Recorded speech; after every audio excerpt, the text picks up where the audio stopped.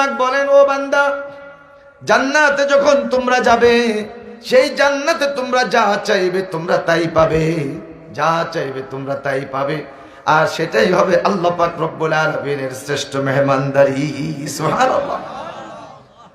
যা চাইবে তা পাবে। হুজুর, আমার তো একটু এটা টানার অভ্যাস আছে, বিষয়টা বুঝেন নাকি?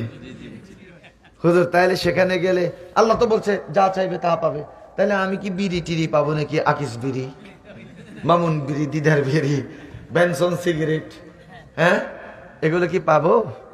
গড়লিপ পাওয়া যাবে নাকি?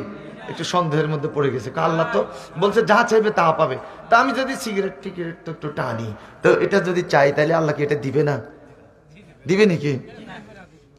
সেখানে এই ধূমপান করা, বিড়ি সিগারেট খাওয়ার চিন্তাটাও মাথায় আসবে না। সুবহানাল্লাহ বলেন। যাদের ডক ডক ডক ডক করে বোতল খাওয়ানোর অভ্যাস আছে, বোতল খাওয়ান বলতে কিন্তু পানির বোতল না, বোতল খাওয়া বলতে অন্য বোতল বুঝায়। কি জিনিস? আল্লাহ, দুনিয়াতে তো মদ টদ খাইছিলাম, আল্লাহ বেহেশতের মধ্যে একটু মদ দাও, তখন কি মদ পাওয়া যাবে না? দুনিয়াতে যারা মদ পান করেছে তারা বেহেশতেও যেতে পারবে না। ঠিক না বে ঠিক?